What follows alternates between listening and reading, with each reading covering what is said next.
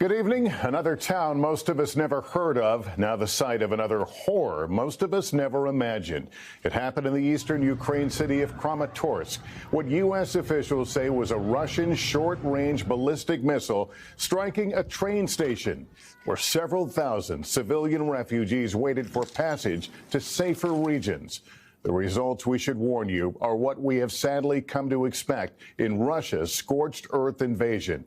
Baby strollers, backpacks, bags of food littered around red-stained sidewalks, a stuffed toy that appears to be soaked in blood, and plastic sheets covering the dead, at least 50 of them, 5 children. And as we have also come to expect, Russia once again denying they are behind the atrocity. Gabe Gutierrez leads off our coverage from Kyiv tonight. This is the chaos right after the gruesome attack. The train station in eastern Ukraine, now the scene of a massacre. This was no military target. The missile strike left behind bodies surrounded by suitcases, a stroller. These were refugees trying to escape violence. Instead, it rained down upon them. Ukrainian officials say the missile killed at least 50 people, including 5 children, and that another 100 were wounded. What did we do to deserve this man says. We're civilians. Just yesterday, the train station in the eastern city of Kramatorsk had looked like this, packed with thousands of people, mostly women and children, refugees heading west, warned by authorities to leave ahead of Russia's new onslaught, expected in the coming days. A senior U.S. defense official says the attack was carried out by a Russian short-range ballistic missile that was fired from inside Ukraine, part of it lying on a patch of grass. Russia is blaming Ukraine for the strike, claiming it doesn't use those types of missiles. Ukraine's President Zelensky calling it evil without limits and renewing his urgent plea for more weapons from the U.S. and its NATO allies. We are told that we have to wait while we are losing hundreds of people every day from Russian strikes, he says.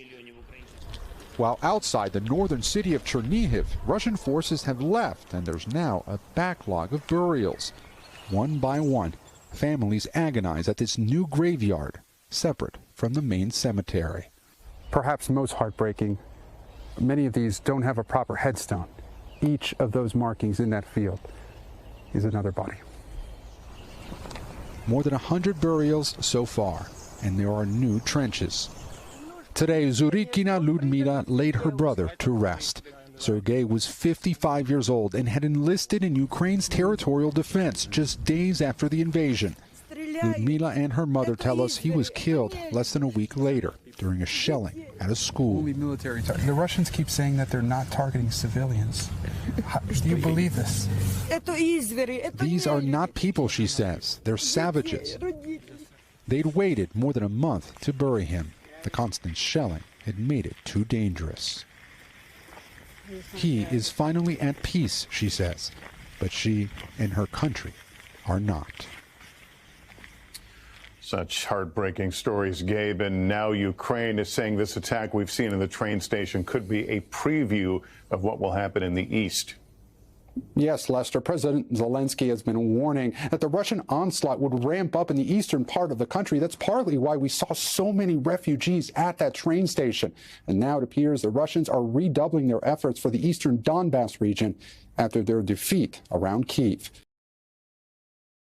Thanks for watching our YouTube channel. Follow today's top stories and breaking news by downloading the NBC News app.